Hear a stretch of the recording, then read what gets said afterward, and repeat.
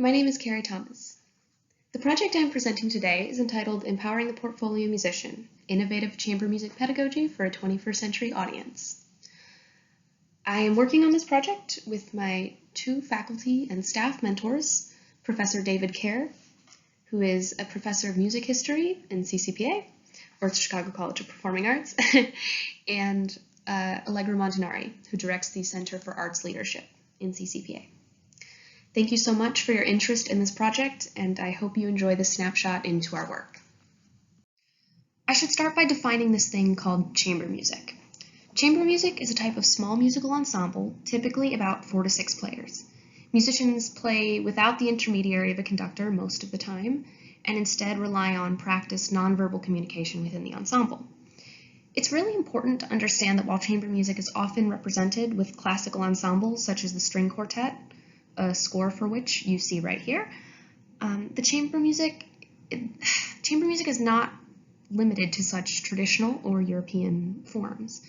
Ensembles such as mariachi or klezmer groups can and should be classified as chamber ensembles in both their characteristic chamber music qualities like ensemble size and advanced communication between musicians, and in the fact that these small groups are the way many people interact with live music today. In this sense, chamber musicians can be thought of occupying a special social and professional niche that we are going to focus on going forward in this presentation.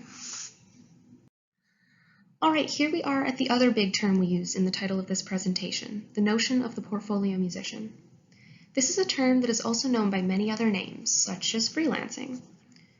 We use the term portfolio musician for its significance in recent years, especially as a part of vocabulary inextricably tied to recent discussions of the gig economy, which you may have heard.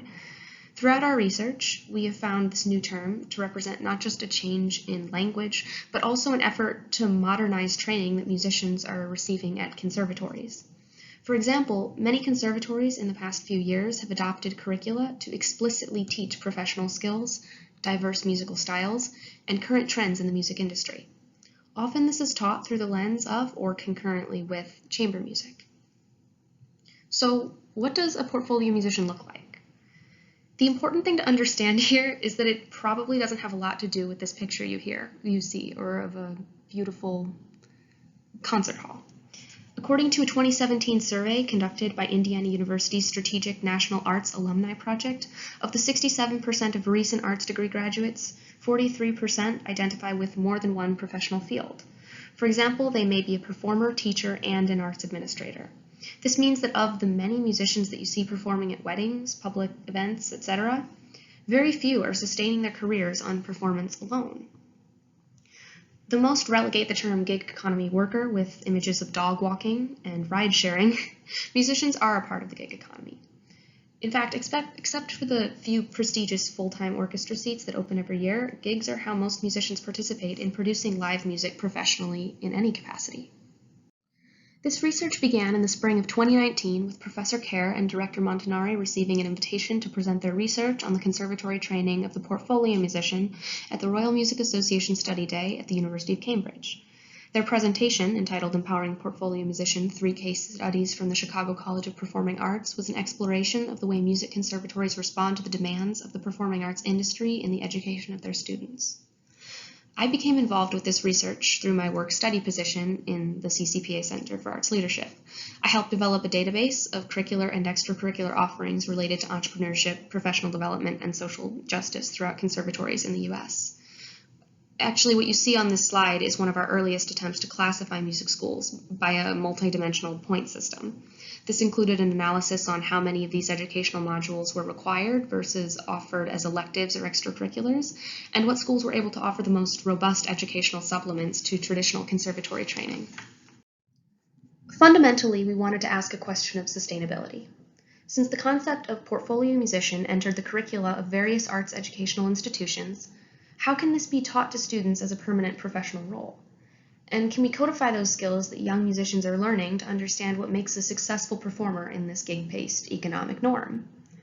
Here we approach by hypothesis that the portfolio musician shouldn't be a transitory role from one full-time job to another, but a stable career path. For the collection of information, we rely on survey data and interview data because we want to know, in their own words, how students and faculty at performing art organizations cope with industry change and the educational changes that requires. The word conservatory actually comes from another word, which means to conserve or preserve. This might give you an idea about some of the attitudes in the performing arts industry towards institutional change, and how any resentment towards educational reform can be passed on to the next generation of students. In a similar vein, we also observed many chamber music coaching sessions and classroom instruction, again with the goal of understanding both the content being received explicitly through training and implicitly through things like language and the use of examples in classes to reinforce ideas. We also analyzed specific language on strategic class syllabi when one could be provided. For example, terms like freelance or social justice come up again and again. This tells us something about a class's or institution's priorities and focus. Now we will go into some of the organizations that we interviewed and focused on around the country. Because of time restrictions here, these will be very, very brief summaries of what we explored and why, but I am more than happy to follow up with any and all questions that you might have. One of our big focuses, and really kind of our home base for this research, and not just because we all are here, but was the newly revised string chamber program at CCPA, led by Professor Adam Neiman. Here we interviewed and collected data on consenting students about their specific roles within their chamber music groups. A major change in this program this year was the use of codified and assigned roles to describe students' responsibilities to one another apart from artistic and technical preparation. Students were expected to learn professional skills through the establishment of these roles. Collecting data on this new program in the year it was piloted was valuable to us to understand the barriers to educational change, as well as how much of professional experiences and knowledge are being demonstrated in chamber music classes and ensembles. Another organization we looked at was the New York-based Ensemble Connect, run by the landmark cultural organization, Carnegie Hall. Instead of being conservatory training in earnest, this is a postgraduate fellowship program for chamber musicians to develop their professional and artistic identities. Ensemble Connect takes a liberal stance towards the definition of chamber music and professional music making, focusing instead on the social role that chamber musicians and classical musicians occupy in the greater New York City area. For example, Ensemble Connect Fellows are each paired with a New York City public school and play a part in facilitating musical education and instruction at that school. In January of 2020, we were able to attend the Chamber Music America Conference, which is an organization dedicated to exploring new trends in chamber music, as well as supporting young chamber musicians and ensembles. This year's focus was diversity, equity, and inclusion, and specifically concentrated on the re-education, both of students and established professionals in the music industry. This year's conference largely framed a lack of musical opportunity for young performers as a function of inadequate understanding of what classical music means to broader communities and geographic areas. There was also a lot of discussion on how performers can enhance their music by assuaging or addressing cultural discrepancies between themselves and their audience. Later in the year, at New England Conservatory in Boston, Massachusetts, we focused on witnessing the teaching of chamber music and its associated professional skills through more traditional means, such as ensemble coaching. We interviewed various chamber music pedagogues, such as cellist Mary Peckham and violinist Nicholas Kitchen. We spoke specifically about the growing use of technology in chamber music, the role of the coach in facilitating and teaching proper ensemble, interpersonal, and artistic behavior, and conceptions of what success really looks like in the many outcomes of conservatory training. We also focused on Boston Conservatory at Berkeley, which, as opposed to the aforementioned NEC, takes a less traditional approach to the education of young musicians. We focused on 2 classroom courses here, the Silk Road Creativity Lab, which focused on improvisation and chamber music across global musical styles, and also their festival production course, which was a way for students to learn about the behind-the-scenes work of chamber music and the role that plays in specific communities. These are both very unique courses in the grand scope of conservatory training. There aren't a lot like them. With both Boston and New England conservatories, however, We are still in the process of following up with students and faculty with their impressions and takeaways of these courses, since our visit was interrupted by the COVID-19 pandemic response. One thing I would like to make very clear about this project and this presentation is that since it is an inquiry of sustainability, as well as a focus into case studies with very new pedagogical procedures, this project is very conducive to being a much longer term project, with each subsequent year providing new data points on how these new educational modes are working or not working. This presentation is also very much a snapshot into our work as it stands right now, since, as I mentioned before, the coronavirus response has halted a lot of what we are able to do at this moment.